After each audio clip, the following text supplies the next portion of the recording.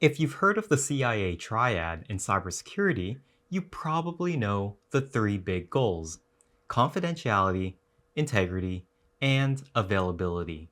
But those goals are just outcomes. The real question is, how do we actually make them happen? So, what technologies, tools, strategies work behind the scenes to help keep your data private, accurate, and accessible?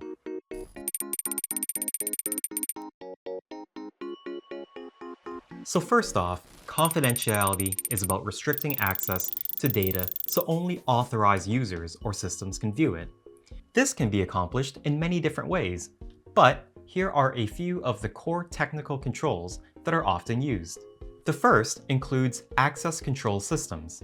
You're likely already familiar with things like usernames, passwords, and multi-factor authentication, all of which help prove who you are. But we also have role-based access control, or RBAC. RBAC limits what users can access based on their role. So for example, students should only be able to view their own grades. Teachers, on the other hand, can update grades, but maybe only for their own classes. Principals might be able to view all of the grades, but they shouldn't be able to edit assignments.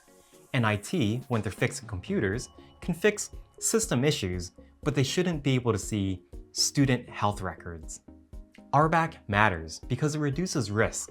If users only have the minimum necessary access, there's less chance of accidental or malicious misuse. This idea is called the principle of least privilege. Everyone gets just enough access to do their job and no more. Next, there's encryption. Encryption encodes data so that even if it's intercepted or leaked, it's unreadable without the proper decryption key. I won't get into too much detail, but there are two main types: symmetric encryption and asymmetric encryption.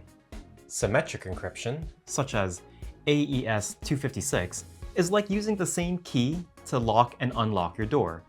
Both people use the same key to read or write. And then there's asymmetric encryption, like ECC, or elliptic curve cryptography, which is commonly used in secure messaging apps. Asymmetric encryption uses a public-private key pair. In some messaging apps, the sender uses the recipient's public key to encrypt the message, and only the recipient can decrypt it with their private key. But sometimes, just keeping people out isn't enough. What happens if someone does get in and changes the data? Or worse, what if someone sends you data and you can't tell if it's been altered in transit? This is where integrity comes in. Integrity means making sure that the data hasn't been accidentally altered or intentionally tampered with. For example, suppose you sent some money online to a friend.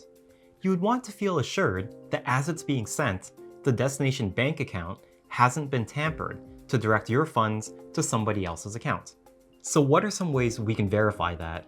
One way we check if data has been changed is through a technique called hashing. Hashing is a process that takes an input, like a file, a password, or a message, and runs it through a hash function to produce a fixed length string of characters called a hash value or a digest. Let me show you how that works. I can type a message into a hash function, and you'll see the hash value it creates. Now watch, if I change even one word, the entire hash changes.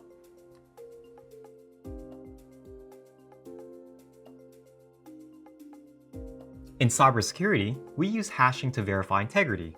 When you download a file, the website might publish the expected hash value. If your version's hash doesn't match, it means that the file was changed, maybe by accident or maybe by a bad actor. Another example involves TLS, or Transport Layer Security.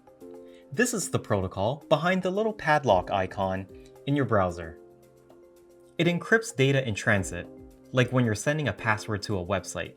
It uses a digital certificate issued by a certificate authority, or CA, to confirm the site's identity and start a secure session.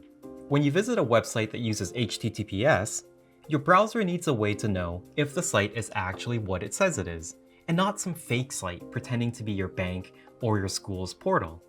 To do that, the website presents a digital certificate, sort of like an online ID. That certificate is issued by a trusted organization called a certificate authority.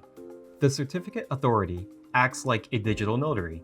It verifies that the website really belongs to who it claims, and then it signs the certificate using its own private key. So when your browser sees the certificate, it checks which certificate authority issued it, confirms that it hasn't expired or been tampered with, and then uses the public key inside to start a secure session, usually with protocols like TLS. But here's the part that connects to integrity. TLS also includes something called Message Authentication Codes, or MACs. They act as a digital seal, making sure that the data you're sending or receiving has not been altered along the way. If someone tries to change even a single bit of data, your browser will detect it immediately and kill the connection.